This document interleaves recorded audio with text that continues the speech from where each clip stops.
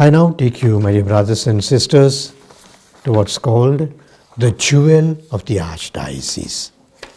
I have been speaking about these jewels, and as I said, the jewels are of different types of our Archdiocese. Some are hidden, some are obvious, some are perhaps big of volume or perhaps in size and shape. There are some perhaps who are very small, but then they still remain as jewels for us. And it could be also certain movements, certain persons who are jewels of our Archdiocese. So today I speak about a jewel of the Archdiocese, what's called the Holy Family Church, Ramurti Nagar.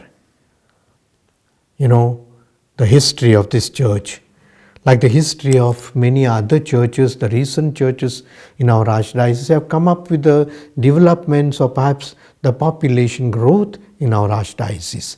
For example, as I said last time, the HAL Church, St. Thomas Church HAL, was born with the HAL factory itself. When the HAL came to Bangalore, the HAL Church also was getting its, I would say, the birth pangs as it were. So also the Holy Family Church began with the ITI factory in Bangalore. It's 1949 on Old Madras Road. You know, it was a township of early employees. Many people came from different places, and especially perhaps from Tamil Nadu, from Andhra. They were very poor people. But interesting, you know, the poor people are the ones who carry the faith and the traditions for them from place to place. Perhaps the people who came from their own places, they brought a holy picture, they brought a statue of Our Lady, they brought a statue of St. Anthony, and that's how the devotion came. And they were always restless to have a mass. That is a common thing about them, because they were so used to attending Mass in their own villages, in their own places, in their own diocese. So when they come here, they feel lost. And therefore they were, I would say, desperate to see that the Mass was celebrated to them. So in the beginning, it seems the ITI authorities allowed the Mass to be celebrated by TC Palia priests, quite far. But priests from there came, and the ITI allowed them to say Masses in their cricket pavilion and also sports center. And successive priests of TC Palya, I mentioned the names of Father Gratian, who was supposed to be one of the first ones, Monsignor B. Colasso, Father Lawrence Norona, Father Stanley Vegas, Father J.B. Fernandez, and all these people celebrated the Mass in a small colony, perhaps a shed as such. And the first church started to be born with the people, because they started looking for a place. We can't have Mass permanently in the cricket stadium as such. And they said we have to have a place. But then the diocese also was quite poor at that time, maybe not many resources. And though the bishop, that time Bishop Lud Swami, blessed their intentions, he said, you have to see a place. You have to find a place. And so it seems in 1968, the people gathered together and said, we have to buy a plot, we have to buy a place. And for that, Father J.B. Fernandez, I am told, of TC Palya, he said every family has to give 1 day's earning in a month. So if you are working 30 days, and perhaps that time the salary may have been 10 rupees per day, 5 rupees per day, but he said every family has to give 1 day's salary for the sake of the church, and that's how the church, perhaps land was bought. Interesting that the ITI employees and the people that were there who were longing for a church also sold tickets, raffle tickets. Raffle tickets they sold, and that's how they collected the money. And we are told that in 9th of September 1975, supposed to be a great day for the parish, they had the land, they had the church. And so from 1975 onwards, when the new church was started, new church that time, now we have another church, and so the new history of the parish also comes about. The church was named as Holy Family Church. I know it's very interesting for us that we love our families, and this church of Holy Family is something very close to us. It's like it's our own church. And that is how the parish priest, the first parish priest, was supposed to have been Father John Nedumpuran. He was a Salesian priest, and he with zeal and enthusiasm as a young priest. He collected the people, carried out their zeal as such, and he called the sisters of St. Anne, and they started the Jyoti Nilaya convent and also shifted St. Anthony's school to the side of the church. Father John also completed the little things of the church, and that's how they started using the church. He also started the Legion of Mary, both the men and the women, perhaps 1975 onwards, this parish has. So after John, Nedumpuram was Father Francis Xavier.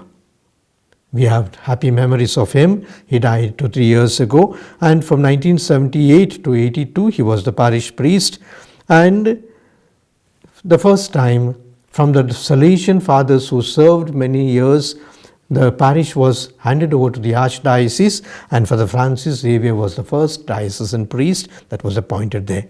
The people were increasing, and he also, being enthusiastic, helping the poor people, started what we call a typing institute, perhaps a tailoring institute, to help the poor people.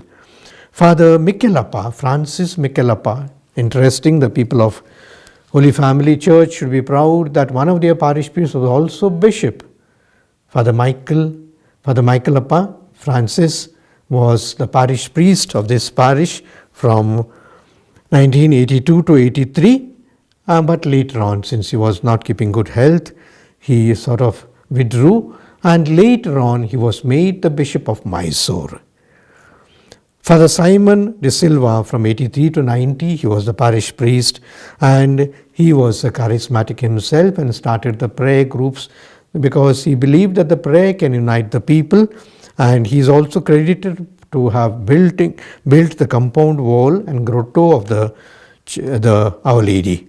Father Sagainathan, who is with us from 1990 to 97, he was 7 years the parish priest, a vibrant, lot of liturgical inputs he has given and started, and the pastoral life also. He was visiting the families. I built the presbytery.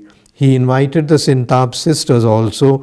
He started the St. Vincent de Paul Society, and he started taking interest in another corner of St. Holy Family Parish that's called the Udayanagar. He started masses in Udayanagar, and the next parish with Father John Abraham, who is with us, who was there from 1997 to 2002, is the one who inaugurated, during his time, the Udayanagar parish of Our Lady of Perpetual Succor was started.